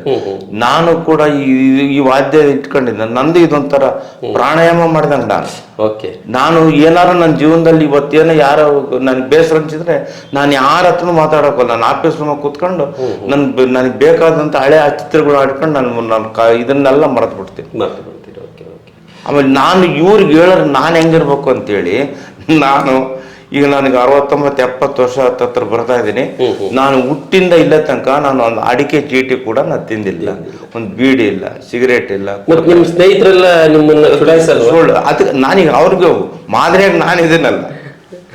ಒಟ್ಟಾರೆ ನಿಮ್ದೇನು ಅಂತ ಹೇಳಿದ್ರೆ ಧನಾತ್ಮಕವಾಗಿ ಚಿಂತಿಸಬೇಕು, ಆರೋಗ್ಯಕರವಾಗಿ ಬದುಕಬೇಕು, ಇತರರಿಗೆ ಮಾದರಿ ಆಗಂಗ್ ಬದುಕಬೇಕು. ಅದ ನನ್ನ ಮೂಲ ಗುರಿ. ಜೊತೆಗೆ ನಿಮ್ ಜೊತೆಲಿರೋರು ಹಂಗೆ ಇರ್ಬೇಕು. ಈ ಸಾಧನೆ ಹಾದಿಯಲ್ಲಿ ಹೊರಟ ಬಂದ್ರಿ. ನಿಮಗೆ ಒಂದ್ ಕಡೆ ದುಡ್ಡು ಬಂತು, ಒಂದ್ ಕಡೆ ಹೆಸರು ಬಂತು, ಮತ್ತೊಂದ್ ಕಡೆ ಚಿತ್ರದುರ್ಗದ ಒಬ್ಬ ಅತ್ಯುತ್ತಮ ನಾಗರಿಕ ಪ್ರಶಸ್ತಿಗಳು ನಿಮ್ಮನ್ನ ಮುಡಿಗೇರಿಸಿಕೊಂಡಿದ್ದೀರಿ. ಇಲ್ಲಿ ನೀವು ನುಡಿಸುವಂತ, ಈಗ ಯಾರೋ ಒಬ್ಬ ಕಲಾವಿದ ಹಾರ್ಮೋನಿಯಂ ಬಾರ್ಸನ್ ಮಿಸ್ ಆದ ಅಂದ್ರೆ ಅಥವಾ ಕ್ಲಾರಿನೆಟ್ ಬಾರ್ಸನ್ ಮಿಸ್ ಆದ ಅಂದ್ರೆ ಆ ಜಾಗ ತುಂಬಬೇಕು ಅಂತೇಳಿ ಒಬ್ಬ ಆಲ್ರೌಂಡರ್ ಇರ್ಬೇಕು. ಅಂತ ಆಲ್ರೌಂಡರ್ ಅಲ್ಲಿ ಒಬ್ರು ಗುರುಮೂರ್ತಿ ಅಂತೇಳಿ ನೀವ್ ಯಾವ್ಯಾವ ವಾದ್ಯಗಳನ್ನು ಚಂದ ನುಡಿಸ್ತೀರಿ? ಸರ್, ಕ್ಲಾರ್ನೆಟ್, ಸ್ಯಾಕ್ಸೋಫೋನ್, ಕೀಬೋರ್ಡ್, ಮೂರನ್ನು ನಿರರ್ಗಳವಾಗಿ ಅಂದ್ರೆ ಎಲ್ಲಿನೂ ಒಪ್ಕೊಂಡು ಕಾರ್ಯಕ್ಕೆ ಚ್ಯುತಿ ಬಾರದ ರೀತಿಯಲ್ಲಿ ನೀವು ಆ ಕೆಲಸಗಳನ್ನ ಒಂದು ಕಾರ್ಯಕ್ರಮ ನಾನು 3 ತುಂಬಾ ಮಹತ್ವ ಕೊಡ್ತೀನಿ. ಕಾರಣ ಸಮಯ. 8 ಗಂಟೆ ನಾನು ಯಾವ್ದಾರ ಕಾರ್ಯಕ್ರಮ ಹೇಳಿದ್ರೆ ನಾವು 7:15 ಗಂಟೆಗೆ ಹೋದ್ರೆ ನನಗೆ ಗೌರವ. ಅಂದ್ರೆ ನಿಮ್ಮ ಸಾಧನೆಯ ಗುಟ್ಟಿನಲ್ಲಿ ಇದು ಒಂದು ಸಮಯ. ಆಮೇಲೆ ನಾವು ಕಾರ್ಯಕ್ರಮಕ್ಕೆ ಹೋದ ನಂತರ ನಮ್ಮಿಂದ ಅವ್ರಿಗೇನು ತೊಂದರೆ ಆಗಬೇಕು. ಯಾಕಂದ್ರೆ ಒಂದು ಕಾರ್ಯಕ್ರಮ ಕೊಡ್ತಂದ್ರೆ ನಮಗೆ ಅವತ್ತಿಂದ ನಮ್ಗೆ ಅನ್ನದಾತರು. ಯಾವುದೇ ಒಂದು ಕಾರ್ಯಕ್ರಮ ಕೊಟ್ಟು ನಮಗೆ ಅವತ್ತಿಂದ ಅನ್ನದಾತ. ನನಗೂ ನಾನು 20 ಜನ ಟೀಮ್ಗೆ ನಾವು ಅದನ್ನು ಕಾಪಾಡ್ಕೊಬೇಕು ಅಂತ ನನ್ನ ಮೂಲ. ಖಂಡಿತ. ಅಲ್ಲ, ಬಹುಶಃ ಇವತ್ತಿನ ಜನಾಂಗದಲ್ಲಿ ಇವೆರಡೂ ಕೊರತೆ ಇದೆ. ಅಯ್ಯೋ ಕಾರದ್ದಾರ ಬಿಡ, ಒಂದು ಅರ್ಧ ಗಂಟೆ ಹೆಚ್ಚಿಗೆ ಹೋದ್ರಾಯ್ತು, ಏನ್ ನಾವು ಓದ ತಕ್ಷಣನೇ ಮುಗಿಯಲ್ಲ ಅನ್ನೋದು. ಇನ್ನೊಂದು, ಸಮಯ ಪರಿಪಾಲನೆ ಮಾಡೋದ್ರಲ್ಲಿ ಬಹಳ ಸುಳ್ಳು ಹೇಳ್ತೀವಿ. ಯಾಕಪ್ಪ ಲೇಟ್ ಆಗಿ ಬಂದೆ ಅಂದ್ರೆ ಅಯ್ಯೋ ಬಸ್ ಮಿಸ್ ಆಯ್ತು, ಅದೇನಾಯ್ತು ಇದೇನಾಯ್ತು ಅಂತೇಳಿ. ಬಹುಶಃ ನಿಮ್ಮ ಯಶಸ್ಸಿನ ಒಂದು ಇದು ಮೂಲ ಮಂತ್ರ ಇದು ಖಂಡಿತ ಇತರರು ಅನುಸರಿಸುವಂಥದ್ದು. ಅದ್ರ ಜೊತೆಗೆ ನೀವು ಸಮಾಜಮುಖಿಯಾಗಿ ಮಾಡಿದಂಥ ಕೆಲವು ಈ ಕಣ್ಣಿನ ಕ್ಯಾಂಪ್ಗಳಾಗ್ಬೋದು ಅಥವಾ ದಾನ ಸಂಗ್ರಹಿಸೋದಾಗ್ಬೋದು, ಇವೆಲ್ಲವುಗಳನ್ನು ಮಾಡ್ತಾ ಒಂದ್ ಕಡೆ ಎಲ್ಲೋ ಊರಿಗೆ ಉಪಕಾರಿ ಮನೆಗೆ ಅದೇನೋ ಅನ್ನುವಂಥ ಗಾದೆಯಲ್ಲಿ ನಿಮ್ಮ ಮನೆಯಲ್ಲಿ ಏನು ಅನ್ಲಿಲ್ವಾ? ಸರ್, ನಾನು ಸದ್ಯ ಈಗ ಇನ್ನು ಮುಕ್ತಿನಾಥೇಶ್ವರ ಸ್ವಾಮಿ ದೇವಸ್ಥಾನದಲ್ಲಿ ಇಂಪ್ರೂವ್ ಆದಂಗೆ ಈ ಸದ್ಯ ನಾನು ಬಸವೇಶ್ವರ ಪುನರ್ಜ್ಯೋತಿ ಐ ಬ್ಯಾಂಕ್ನಲ್ಲಿ ಸದ್ಯ ಟ್ರೆಜರರ್ ಆಗಿ ಕೆಲಸ ನಿರ್ವಹಿಸ್ತಾ ಇದ್ದೀನಿ. ಅದು ಕೂಡ ಅಂತ ಅತ್ಯದ್ಭುತವಂತ ಸಮಾಜಮುಖಿ ಕೆಲಸ. ಸಮಾಜಮುಖಿ ಮರಣ ನಂತರ ಕುಟುಂಬದ ಜೊತೆ ಗೋಳಾಡ್ತಿರ್ತಾರೆ ಒಂದು ಕಡೆ. ನಾವು ನಮ್ಮ ನೇತೃತ್ವಜ್ಞ ಕರ್ಕೊಂಡು ಅದನ್ನು ಫಸ್ಟು ಅಪ್ಲಿಕೇಶನ್ ಒಂದು ಕನ್ಸಲ್ಟ್ ಫಾರಮ್ ಇರುತ್ತೆ. ಅಂದರೆ ಕುಟುಂಬದ ಸದಸ್ಯರು ಒಪ್ಪಿಗೆ ಪತ್ರ ಅದಕ್ಕೆ ಸೈನ್ ಮಾಡಿ ಅದಕ್ಕೆ ಫಿಲಪ್ ಮಾಡ್ತಿರ್ತೀವಿ. ಆವಾಗ ನಾವು ನೋಡ್ತಿರ್ತಾರೆ, ಕೆಲವರು ಅಳ್ತಿರ್ತಾರೆ. ಅದಂತ ಮನಸ್ಸಿಗೆ ತುಂಬಾ ಇದು ಅನ್ಸುತ್ತೆ. ಆದ್ರೂ ಬರ್ತಾ ಬರ್ತಾ ನಮಗೆ ಅದು ಒಂಥರದ ಒಳ್ಳೆ ಮುಖ್ಯ. ಎಲ್ಲರ ಬಾಳಿಕೆಗೆ ಬೆಳಕಾಗುವಂತ ಪುಣ್ಯ ಕೆಲಸ ನಾವು ಕೂಡ ಭಾಗಿಯಾಗಿದ್ದೀವಿ ಅಂತ ಹೇಳಕ್ಕೆ ತುಂಬಾ ಇಷ್ಟಪಡ್ತೀನಿ. ಈಗ ನೀವು ಆ ಒಂದು ಕಮಿಟಿ ಸೇರ್ಕೊಂಡ ಮೇಲೆ ಬಹುಶಃ ಎಷ್ಟು ಜನರಿಗೆ ಕಣ್ಣಿನ ಅಥವಾ ಈ ದೃಷ್ಟಿದಾನ ಮಾಡಿದ್ದೀರಿ? 2000 ಬಸವೇಶ್ವರ ಪುನರ್ಜ್ಯೋತಿ ಐ ಬ್ಯಾಂಕ್ ಅಂತ 2006ರಲ್ಲಿ ಪ್ರಾರಂಭ ಆಗಿರತಕ್ಕಂಥ ಸಂಸ್ಥೆ ಇಲ್ಲಿಯವರೆಗೆ ಸರಿಸುಮಾರು 2695 ಭಾಗ ತಗೊಂಡು ಅದನ್ನ ಅಂದ್ರ ಬಾಳಿಗೆ ಬೆಳಕಾಗಿದೆ. ಈ ನಮ್ಮ ಸಂಸ್ಥೆಯ ಸಂಸ್ಥಾಪಕರು ಶ್ರೀಮತಿ ಗಾಯತ್ರಿ ಶಿವರಾಮ್ ಅಂತೇಳಿ, ನಾವು ಕೂಡ ಅದರಲ್ಲಿ ಪದಾಧಿಕಾರಿಗಳು ಸುಮಾರು. ಅಲ್ಲ, ಬಹಳ ಒಳ್ಳೆ ಕೆಲಸ. ಯಾಕಂದ್ರೆ ಗೊತ್ತಿದ್ದೋ ಗೊತ್ತಿಲ್ದೋ ಶವದ ಜೊತೆಯಲ್ಲಿ ಕಣ್ಣುಗಳು ಮಣ್ಣಾಗೋದಕ್ಕಿಂತ ಇನ್ನೊಬ್ಬ 2 ಜನರ ದೃಷ್ಟಿ ಕೊಟ್ಟು 2 ಜನರ ಬಾಳಿಗೆ ಬೆಳಕಾಗೋದಿದೆಯಲ್ಲ, 8 ಜನಕ್ಕೆ ಅನುಕೂಲ. 8 ಜನ ಕಾರಣ 2 ಕಣ್ಣು 8 ಜನಕ್ಕೆ ಅಳವಡಿಸಬಹುದು. ಹಂಗಾಗಿ ಬಹಳ ಅದ್ಭುತವಾದ ದಾನಗಳಲ್ಲಿ ಅದು ಒಂದು. ಆಮೇಲೆ ಚಿತ್ರದುರ್ಗದಲ್ಲಿ ಯಾವುದೇ ಅನಾಥ ಬಾಡಿ, ದಿಕ್ಕು ದೇಶದಲ್ಲಿರ್ತಕ್ಕಂಥ ಅನಾಥ ಬಾಡಿ ಗೌರ್ಮೆಂಟ್ ಹಾಸ್ಪಿಟಲ್ ಡಿಕ್ಲೇರ್ ಆಗುತ್ತೆ. ಅನಾಥ ಬಾಡಿ ಅಂದ ತಕ್ಷಣ ಅದು ಪೊಲೀಸರು ಅನಾಥ ಬಾಡಿ ಅಂತ ಡಿಕ್ಲೇರ್ ಆದ್ಮೇಲೆ ಪೋಸ್ಟ್ ಮಾರ್ಟಮ್ ಮಾಡಿ ನಮ್ಮ ಟ್ರಸ್ಟಿಗೆ ಹ್ಯಾಂಡ್ ಓವರ್ ಮಾಡ್ತಾರೆ. ಅದನ್ನು ಕೂಡ ನಮ್ಮ ಟ್ರಸ್ಟ್ ಇಂದ ನಾವು ಉಚಿತವಾಗಿ ಕೂಡ ಇದೇ ತರ ಉಚಿತವಾಗಿ ನಾವು ಅಂತ್ಯಕ್ರಿಯೆ ಮಾಡ್ತೀವಿ. ನೀವೇ? ಹೌದು, ನಾವೇ. ಅನೇಕ ಈ ಉದಾಹರಣೆಗೆ ಒಂದು ಶವವನ್ನ ನಿಮಗೆ ಪೊಲೀಸರು ಹಸ್ತಾಂತರಿಸಿದ್ರು, ಶವ ಸಂಸ್ಕಾರಕ್ಕೆ ಅಂತೇಳಿ ಆ ಜಾಗಕ್ಕೆ ಹೋಗಿದ್ದೀರಿ, ಈಗೆಲ್ಲ ಸಿದ್ಧತೆ ಆಗಿದೆ, ಹೆಣನ ಆ ಗುಣಿಯಲ್ಲಿ ಇಳಿಸ್ಬೇಕು. ತಕ್ಷಣ ಯಾರೋ ಒಬ್ರು ಬಂದು ಸ್ವಾಮಿ ನಮ್ದಿದು ಹೆಣ ಅಂತ ಹೇಳಿದ್ರೆ ಮುಂದೆ ಏನ್ ಮಾಡ್ತೀರಿ? ಇದು ಕೂಡ ಅನುಭವ ಆಗಿದೆ. ಮೊನ್ನೆ ಪಿಳ್ಳೆಕರ್ನಳ್ಳಿಯಲ್ಲಿ ನಾನು ತುಂಬಾ ಬೇಕಾದರು ಅವ್ರು ತೀರ್ಕೊಂಡ್ಬಿಟ್ಟಿದ್ದಾರೆ. ಇಲ್ಲ ಪಿಳ್ಳೆಕರ ಸರ್, ಇದು ಈಚ್ಘಟ್ಟ ವರ್ಕೆಬರೋದು. ಅದೇನಾಯ್ತು, ನಾವು ಹಿಂಗೆ ಮೀಟಿಂಗ್ನಲ್ಲಿ ನಾವು ದೇವಸ್ಥಾನ ಕಟ್ತಾ ಇದ್ವಿ, ಯಾರೋ ಒಂದು ಅನಾಥ ಬಾಡಿ ಅಂತ ಬಂದು ತಿರುಗಿ ಬೆಳಿಗ್ಗೆ ನಾವು ಅದನ್ನ ಪೊಲೀಸ್ ಮಣ್ಣು ಮಾಡಿ ತಿರುಗಿ ದಿವಸ ಕುತ್ಕೊಂಡಿದ್ವಿ. ಸುಮಾರು ಒಂದು 12-13 ಜನ ಆಟೋದಲ್ಲಿ ಲಬಲ ಹೋಗ್ಕಂತ ದೇವಸ್ಥಾನ ಅಂತ ಬಂದ್ರು.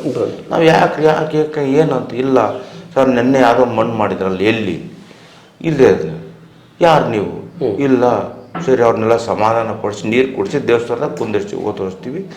ನಿಮ್ಗೆ ಹೆಂಗೆ ಟ್ರೇಸ್ ಆಯ್ತು, ನಿಮ್ಗೆ ಎಲ್ಲಿ ಇವ್ರು ತಪ್ಪಿಸ್ಕೊಂಡ್ರು ಅಂತ ಕೇಳಿದಾಗ ಅವರಿಗೆ 2 ಹೆಣ್ಮಕ್ಳು, 1 ಮಗ. ದೊಡ್ಡ ಮಗಳು ಇದೇ ಡಿಸ್ಟಿಕ್ ಹಾಸ್ಪಿಟ್ಲ್ ಹಿಂಭಾಗದಲ್ಲಿ ದೊಡ್ಡ ಮಗಳಿದ್ದಾಳೆ.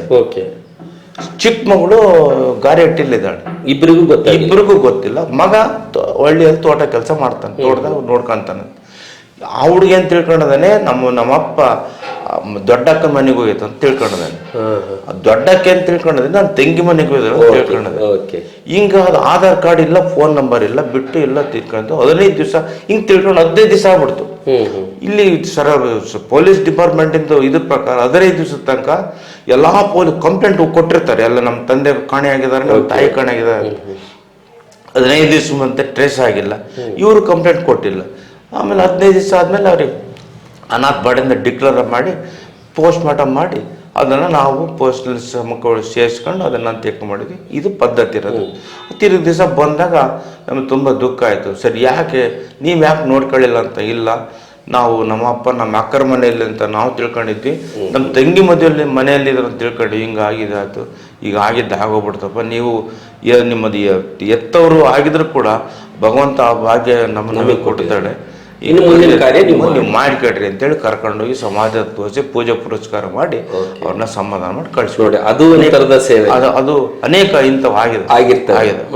ಅಂದ್ರೆ ಉದಾಹರಣೆಗೆ ಈಗ ಜನ ತಮ್ಮ ಮನೆಯಿಂದ ತಪ್ಪಿಸ್ಕೊಂಡಂತವ್ರ ಬಗ್ಗೆ ಒಂದಷ್ಟು ವಿಚಾರಗಳನ್ನ ಪೊಲೀಸ್ ಸ್ಟೇಷನ್ ನಲ್ಲಿ ಕಂಪ್ಲೇಂಟ್ ಕೊಡೋದಾಗ್ಲಿ, ಯಾವ್ದಾದ್ರು ತಪ್ಪಿಸ್ಕೊಂಡಿರುವಂತ ಜಾಗಗಳಲ್ಲಿ ಹುಡುಕೋದಾಗ್ಲಿ ಮಾಡಿದ್ರೆ ಇದಾಗ್ತಿರ್ಲಿಲ್ಲ. ಅವರು ಮೈ ಮರ್ತಿದ್ರಿಂದ ಈ ತರದ್ದಾಯ್ತು.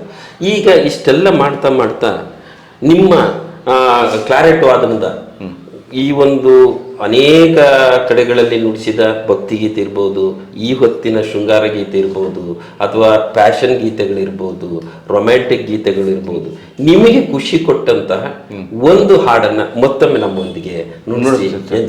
ಇದು ಮೊನ್ನೆ ಹೊಸದುರ್ಗದಲ್ಲಿ ಒಂದು ಕನ್ನಡ ರಾಜ್ಯೋತ್ಸವ ಕಾರ್ಯಕ್ರಮ ಇತ್ತು.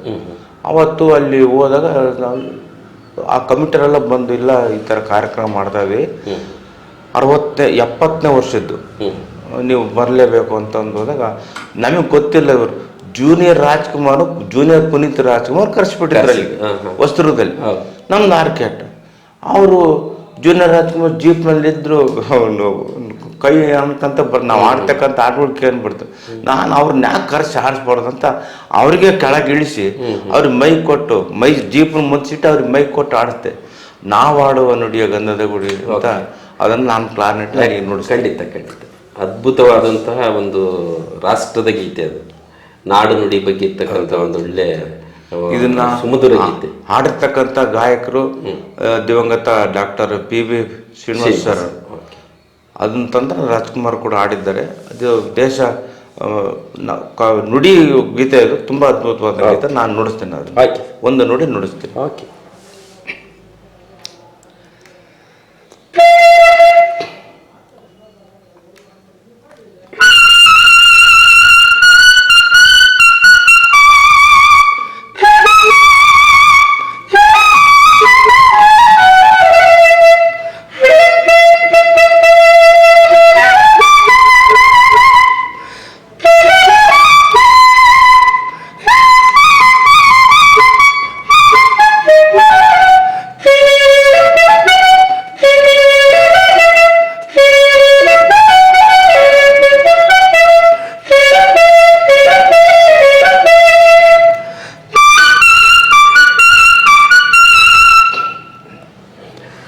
ಅಂದ್ರೆ ಇದ್ರ ಜೊತೆಗೆ ಇನ್ನೂ ಪಕ್ಕವಾದ್ಯಗಳಿದ್ದು ಅದ್ಭುತವಾಗಿ ಮೂಡಿ ಬರುತ್ತೆ. ಆಮೇಲೆ ಮಾಡ್ತಾ ಮೈ ಮರ್ತಾ ಅದ್ರಲ್ಲಿ ತಲ್ಲೀನರಾಗ್ತೀರಿ. ಒಂದ್ ಕಡೆ ಕಾರ್ಯಕ್ರಮಕ್ಕೆ ಕರೆಸ್ತವ್ರಿಗೆ ಖುಷಿ, ಮತ್ತೊಂದ್ ಕಡೆ ಅಲ್ಲಿರ್ತಕ್ಕಂಥ ಪ್ರೇಕ್ಷಕರಿಗೆ ಖುಷಿ, ಜೊತೆಗೆ ನೀವು ಒಪ್ಕೊಂಡಂತ ಕಾರ್ಯ ಯಶಸ್ವಿ ಆಯ್ತು ಅನ್ನುವಂತ ಖುಷಿಯಲ್ಲಿ ಹೋಗ್ತೀರಿ. ಆಮೇಲೆ ಯಾವುದೇ ಕಾರ್ಯಕ್ರಮ ಹೋದ್ರೂ ಕೂಡ ನೀವು ನಂಬಿ ನಾನು ಅವತ್ತು ನನಗೆ ಮೊದಲೇ ಹೇಳಿದಾಗ ನನಗೆ ಅನ್ನದಾತರು ಅಂತ ಕೊಡಿದ್ವಿ.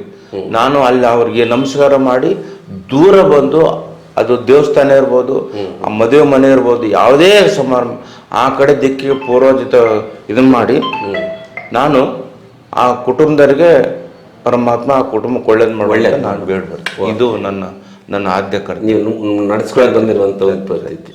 ಅಂದ್ರೆ ಒಂದು ಥ್ಯಾಂಕ್ಸ್ ಹೇಳುವಂತ ನಮ್ಗೆ ಇವತ್ತು ಇದೊಂದು ಕಾರ್ಯಕ್ರಮಕ್ಕೆ ಅವಕಾಶ ಕೊಟ್ಟಿದ್ದಾರೆ. ದುಡ್ಡು ಎರಡನೇದು, ಅವ್ರ ಜೊತೆ ಯಾರು ದುಡಿಯಲ್ಲ ಸರ್ ಇವತ್ತಿನ ದಿವಸ ದುಡ್ಡು. ಹಾಗಾದ್ರೆ ಶಾರದಾ ಬ್ರಾಸ್ ಬ್ಯಾಂಡ್ ಇಷ್ಟೇ ಕೊಡ್ಬೇಕು, ಹೈಟೆಕ್ ವೇತನ ಕೊಡ್ಬೇಕು ಅಂತೇಳೇನು ಇಲ್ಲ, ಜನಸಾಮಾನ್ಯರಿಗೂ ಸ್ಪಂದಿಸಿದಂತ. ಎಷ್ಟೋ ಜನಕ್ಕೆ ಕೆಲವರು ಅದ್ದೂರಿ ಮಾಡೋಂಥ ಮದುವೆ ಕಾರ್ಯಗಳು ಕೂಡ ನಾನು ಈ ತರ ಮಾಡಬೇಡ್ರಿ, ಸಿಂಪಲ್ ವಾದ್ಯ ಮಾಡ್ರಿ, ಸಿಂಪಲ್ ಮಾಡ್ರಿ, ಅದನ್ನೇ ಅನ್ನದಾಸೋಹ ಮಾಡ್ಕೊಳ್ರಿ ಅಂತ ಎಷ್ಟೋ ಜನ ನಿದರ್ಶನ ಕೂಡ ನಾನು ತಪ್ಪಿಸಿ ಕೂಡ ಹೇಳೋಂಥ ಉದಾಹರಣೆಗಳು ಮಾಡಿದ್ದೀನಿ. ಓಕೆ, ಈಗ ಗುರುಮೂರ್ತಿಯವರು ಇಷ್ಟೆಲ್ಲ ಆದ್ಮೇಲೆ ಈಗ ನಿಮ್ಮ ಮುಂದಿನ ಪಯಣ, ನಿಮ್ಮ ಮುಂದಿನ ಗುರಿ ಅಥವಾ ಸಾಧನೆಯ ಒಂದು ನೆನಪುಗಳು ಏನಿದ್ದಾವೆ? ಸಾಧನೆ ಉಸಿರೋ ತನಕ ಸಮಾಜಮುಖಿ ಸೇವೆಯಲ್ಲಿ ಭಾಗಿಯಾಗಬೇಕು ಅಂತ ನಾನು ನಿರ್ಧಾರ ಮಾಡಿದ್ದೀನಿ. ನಾವು ಆವಾಗಲೇ ಒಂದು ಪ್ರಶ್ನೆ ಕೇಳಿದ್ದೀರಿ, ಮನೆಯಲ್ಲಿ ಇದೆಲ್ಲ ಸುಮ್ಮನೆ ಇರ್ತಾರೆ ಅಂತ ಕೇಳಿದಿರಿ. ನಾನು ಅದೇ ಉತ್ತರ ಹೇಳಬೇಕಾಯ್ತು. ನಿಜವಾಗ್ಲೂ ನಮ್ಮ ಕುಟುಂಬದ ಸದಸ್ಯರಿಗೆ, ನನ್ನ ಧರ್ಮಪತ್ನಿ, ನನ್ನ ಮಕ್ಕಳಿಗೆ ನಾನು ನಿಜವಾಗ್ಲೂ ಭಾಳ ಅತ್ಯಂತ ಕೃತಜ್ಞತಾಪೂರ್ವಕ ಧನ್ಯವಾದ ತಿಳಿಸ್ಬೇಕು. ಕಾರಣ ಇವತ್ತಿನ ದಿವಸ ಎಲ್ಲರೂ ಹೊರಗಡೆ ಹೋದ್ರು ಕೂಡ ಎಲ್ಲೋಗಿದ್ದು ಯಾಕೆ ಇಷ್ಟೊತ್ತಿಗೆ ಬಂದಿ ಅಂತ ಹೇಳೋ ಸಹಜ. ಕುಟುಂಬ ಸದಸ್ಯರು ಅಂದರೆ ಅವ್ರ ಕಾಳಜಿ ಇದರಿಂದ ಯಾವುದೇ ಕೂಡ ನಾನು ಏನೇ ಕೆಲಸ ಕಾರ್ಯ ಮಾಡಿದ್ರು ಕೂಡ ನನಗೆ ಯಾವುದು ಇವತ್ತಿನ ತನಕ ಚ್ಯುತಿ ನಮಗೆ ತೊಂದರೆ ಕೊಟ್ಟಿಲ್ಲ. ಏನು ಮಾಡಿದ್ರು ಸಮಾಜಮುಖಿ ಕೆಲಸ ಮಾಡಿದ್ರೆ ಅವರಿಂದ ನಾನು ಈ ಮಟ್ಟಕ್ಕೆ ಬಂದಿದ್ದೀನಿ ಅಂತ ನಾನು ಹೇಳಕ್ಕೆ ಇಷ್ಟಪಡ್ತೀನಿ. ಒಂದೊಂದು ಎರಡನೇದು, ನಮ್ಮ ತಂದೆಯ ಬ್ಯಾಂಡ್ ಬಸವಣ್ಣ ಅಂತ ಇದೆ, ಶಿಕ್ಷಣಕ್ಕೆ ತುಂಬ ಆದ್ಯತೆ ಕೊಟ್ಟರು. ನಾವು 4 ಜನ ಬ್ರದರ್ಸು, ತುಂಬಾ ಕಷ್ಟಪಟ್ಟು ನಮ್ಮ 4 ಜನ ವಿದ್ಯಾವಂತರು ಮಾಡಿದ್ದಾರೆ. ನೀವು ನಂಬಿ, ನಮ್ಮ ದೊಡ್ಡವರು VS ಕುಬೇರ್ ಅಂತೇಳಿ ಅಗಾಧವಾದಂಥ ಬುದ್ಧಿ ಜ್ಞಾನ ವಿದ್ಯಾವಂತರು. ಇವತ್ತಿನ ದಿವಸ ಅಂಬೇಡ್ಕರ್ ಮೆಡಿಕಲ್ ಕಾಲೇಜ್ ಸಂಸ್ಥೆ ಕಟ್ಟಿದಂಥ ದೊಡ್ಡ ಮಹಾನುಭಾವರು. ಆತ ಭಾಳ ಧರ್ಮಿಷ್ಠ, ದಾನ ಧರ್ಮಿಷ್ಠ, ಭಾಳ ಬುದ್ಧಿವಂತ. ಆಮೇಲೆ ಆತನ ಬಗ್ಗೆ ಏನು ಮಾತಾಡಕ್ಕೆ ನಮಗೆ ಬಾಯಿಲ್ಲ. ಇವಾಗ ಮೊನ್ನೆ ನಾವು ಈಗ ದೇವಸ್ಥಾನಕ್ಕೆ ಅಲ್ಲಿ ಕಟ್ಕೊಂಡು ಹೋದಾಗ ಈ ದೇವಸ್ಥಾನಕ್ಕೆ ಏನು ಬೇಕಪ್ಪ ಅಂತ ಕೇಳಿದಾಗ ಸರಿಸುಮಾರು ಒಂದು 16 ಲಕ್ಷ ರೂಪಾಯಿದು ಹೊಸ ಟಿ ಗಾಡಿನ ಅವರು ನಮ್ಮ ದೇವಸ್ಥಾನಕ್ಕೆ ಬಾಡಿ ತಗೊಂಡೋಗಕ್ಕೆ ಕೊಡ್ತಾ ಇದ್ದಾರೆ. ಓಕೆ, ಇದು ನಾನು ಈ ಮುಖಾಂತರ ನಿಮ್ಮ ವಿಶೇಷ ಸುದ್ದಿ ಮುಖಾಂತರ ನಾನು ಜನಗಳು ಪ್ರೇಕ್ಷಕಗಳದಿಷ್ಟೇ, ಯಾವುದೇ ನಿಮ್ಮ ಮನೇಲಿ ಇಂಥ ಘಟನೆ ಬಂದಾಗ ಇದನ್ನ ಸದುಪಯೋಗಪಡಿಸಿರಂತ ನಿಮ್ಮ ಮುಖಾಂತರ ನಾನು ಕೇಳ್ಕೊಂಡು ಈಗ ಗುರುಮೂರ್ತಿ ಆಮೇಲೆ ಒಂದು ಎರಡನೇರು ಅವರು ಆ ಸಂಸ್ಥೆ ಈಗಲೂ ಅವ್ರಿಗೆ 90 ವರ್ಷ, ತುಂಬಾ ಜ್ಞಾನಿ. ಎರಡನೇರು ಮೆಡಿಕಲ್ ಆಫೀಸರ್ ಆಗಿದ್ರು ದಾವಣಗೆರೆ, ಅವರು ಈಗ ನಮ್ಮೊಂದಿಗಿಲ್ಲ. ಇನ್ನೊಂದು ಕೆನರಾ ಬ್ಯಾಂಕಲ್ಲಿ ಮ್ಯಾನೇಜರ್ ಆಗಿ ರಿಟೈರ್ಡ್ ಆಗಿದ್ರು, ಅವರು ಕೂಡ ಹಿಂಗಿಲ್ಲ. ಈಗ ದೊಡ್ಡವರು ನಾನು ಇಬ್ಬರಿದ್ದೀವಿ. ಇದಕ್ಕೆಲ್ಲ ಮೂಲಭೂತ ಕಾರಣ ನಮ್ಮ ತಂದೆ ತಾಯಿಯರ ಆಶೀರ್ವಾದ, ಬಾಬಾ ಸಾಹೇಬ್ ಅಮೃತ ಮತ್ತು ಊರಿನ ಸಮುದಾಯದ ಎಲ್ಲ ಜನಾಂಗದ ಆಶೀರ್ವಾದ ಕೂಡ ಇದೆ ಅಂತ ನಾವು ಭಾವಿಸ್ತೇನೆ. ಆಮೇಲೆ ಚಿತ್ರದಲ್ಲಿ ಮಠಾಧೀಶಗಳದ್ದು ಏನು ಕಡಿಮೆ ಅಲ್ಲ, ಮಠಾಧಿಪತಿಗಳಿಗೆ ಮಠಗಳಿಗೆ ಅವೆಲ್ಲ ಗುರುಗಳ ಆಶೀರ್ವಾದ ಕೂಡ ನಮ್ಮ ಮೇಲೆ ಇದೆ. ಓಕೆ, ಗುರುಮೂರ್ತಿ ಸರ್ ಅವರ ನಿಮ್ಮ ಜೊತೆ ಮಾತಾಡ್ತಾ ಕೂತ್ರೆ ಟೈಮ್ ಕಳೆಯೋದಿಲ್ಲ. ಆದರೆ ಒಂದು ಆರಂಭ ಆಗಿದ್ದು ಅಂತ್ಯ ಆಗಲೇಬೇಕಾಗಿರೋದ್ರಿಂದ ಕಾರ್ಯಕ್ರಮದ ಅಂತ್ಯ ಭಾಗಕ್ಕೆ ಬಂದಿದ್ದೇನೆ. ನನಗನ್ಸಿದ್ದೇನು ಅಂತ ಹೇಳಿದ್ರೆ, ಹೆತ್ತ ತಂದೆ ತಾಯಿಗಳು ಒಂದು ಸಂಸ್ಕಾರವಂತ ಬದುಕನ್ನು ಕಟ್ಟಿಕೊಟ್ರೆ ಮಕ್ಕಳು ಅದನ್ನು ಮುಂದುವರಿಸಿಕೊಂಡು ಹೋಗಿ ಆ ಮನೆತನದ ಕೀರ್ತಿಯನ್ನು ಬೆಳಗೋದಕ್ಕೆ ನೀವು ಮತ್ತು ನಿಮ್ಮ ಸಹೋದರರ ಉದಾಹರಣೆಗಳನ್ನು ನಾನು ಭಾಳ ಮೆಚ್ಚಿಕೊಳ್ತೇನೆ. ಆ ನಿಟ್ಟಿನಲ್ಲಿ ನಿಮ್ಮ ಸಾಧನೆಯ ಹಾದಿಯ ಮೈಲುಗಲ್ಲುಗಳನ್ನು ನಮ್ಮ ಪ್ರೇಕ್ಷಕರೊಂದಿಗೆ ಹಂಚಿಕೊಳ್ಳೋದಕ್ಕೆ ನಮ್ಮ ಬಿಸಿ ಸುದ್ದಿ ವಾಹಿನಿಯ ಕರೆಗೆ ಹೋಗೊಟ್ಟು ಈ ಕಾರ್ಯಕ್ರಮಕ್ಕೆ ಬಂದು ನಿಮ್ಮೆಲ್ಲ ಮನದ ಮಾತುಗಳನ್ನು ಹೇಳ್ತಾ ಇತರರಿಗೆ ಮಾರ್ಗದರ್ಶನ ಆಗುವಂಥ ಒಂದು ಸಮಯ ಪ್ರಜ್ಞೆ ಮತ್ತೊಂದು ಕೃತಜ್ಞತಾ ಭಾವದ ಎರಡು ನುಡಿಗಳು ಬಹಳ ಇಷ್ಟವಾಗುವ ರೀತಿಯಲ್ಲಿ ಹಂಚಿಕೊಂಡಿದ್ದೀರಿ. ಅದಕ್ಕಾಗಿ ನಮ್ಮ ಬಳಗದ ವತಿಯಿಂದ ನಿಮಗೆ ಹೃದಯಪೂರ್ವಕ ವಂದನೆ. ನನಗೆ ಬಿಸಿ ಸುದ್ದಿಯಲ್ಲಿ ನನ್ನ ಮನದಾಳದ ಮಾತು ಆಡಲಿಕ್ಕೆ ಅವಕಾಶ ಮಾಡಿಕೊಟ್ಟಿರ್ತಕ್ಕಂಥ ಬಿಸಿ ಸುದ್ದಿಯ ಸಂಪಾದಕರಿಗೂ ತಮ್ಮ ಸಂದೇಶ ತಮ್ಮನ್ನು ಕೂಡ ನಾನು ಅನೇಕ ಬಾರಿ ಕಾರ್ಯಕ್ರಮ ಭೇಟಿಯಾಗಿದ್ದೀನಿ. ಈ ಸಂದರ್ಭದಲ್ಲಿ ನೀವೇ ಸಂದರ್ಶ ತೆಗೆದುಕೊಂಡು ನನಗೆ ಇನ್ನೂ ಭಾಳ ಖುಷಿ ಆಯಿತು. ಇದಕ್ಕೆಲ್ಲ ತುಂಬ ಹೃದಯ ಸಾಕೊಂಡಿರ್ತಕ್ಕ ತಮ್ಮರು ಕೂಡ ನಾನು ಹೃದಯಪೂರ್ವಕವಾದ ಧನ್ಯವಾದಗಳನ್ನು ತಿಳಿಸ್ತಾ ಇದ್ದೆ. ಓಕೆ, ಪ್ರೇಕ್ಷಕರೇ ನೋಡಿದ್ರಲ್ಲ, ಗುರುಮೂರ್ತಿ ಒಬ್ಬರು ಸಾಮಾನ್ಯ ಕುಟುಂಬದಿಂದ ಹುಟ್ಟಿ ಒಂದಷ್ಟು ವೈಚಾರಿಕ ಚಿಂತನೆಗಳ ಮೂಲಕ ಸಮಾಜಮುಖಿಯಾಗಿ ಸಾಧನೆಯನ್ನು ಮಾಡ್ತಾ ಹೊರಟಂತಹ ಒಬ್ಬ ಸಾಧಕರನ್ನು ನಿಮ್ಮೊಂದಿಗೆ ಪರಿಚಯ ಮಾಡಿಕೊಟ್ಟಿದ್ದೇನೆ. ಮುಂದಿನ ವಾರ ಮತ್ತೊಬ್ಬ ಸಾಧಕರೊಂದಿಗೆ ನಿಮ್ಮೊಳಗೆ ಬರ್ತೇನೆ. ಅಲ್ಲಿಯವರೆಗೂ